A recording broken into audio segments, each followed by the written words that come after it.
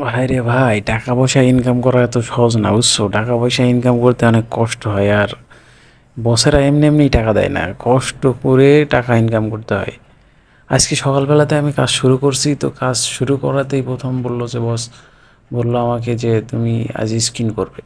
তো স্কিম করার জন্য আমি সিলিংয়ের দেখতে গেলাম। তো সিলিংয়ের স্কিম করতে গিয়ে দেখি এখন সিলিং এক জায়গায় সে পানি পড়ে ছিদ্র হয়ে একেবারে ফুটো হয়ে গেছে, বুঝছেন? তো ছিদ্র হওয়াতে এখন কি করব, এখন সিলিং তো কেটে ফেল দিতে হবে, কেটে নতুন করে আবার সিলিং মনে করেন ওখানে লাগাতে হবে।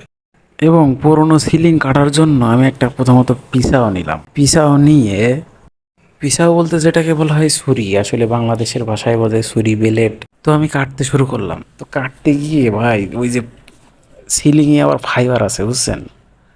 ফাইবারে আপনার প্রচুর হাত পা চুলকোই।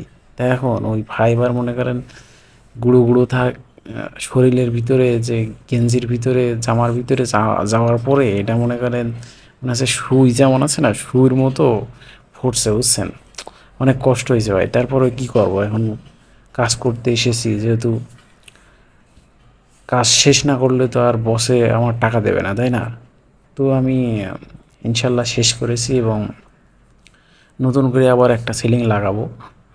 তো ভাইরা পাশে থাকবেন। নতুন ছোটোখাটো আমি একটু ভিডিও দিই, তো আপনাদের মানে একটু আশা ভরসা, একটু সাপোর্ট মাপোর্ট করলে একটু ভাল লাগে আর কি ভিডিও বানাতে। তো আপনারা সবাই পাশে থাকবেন, লাইক শেয়ার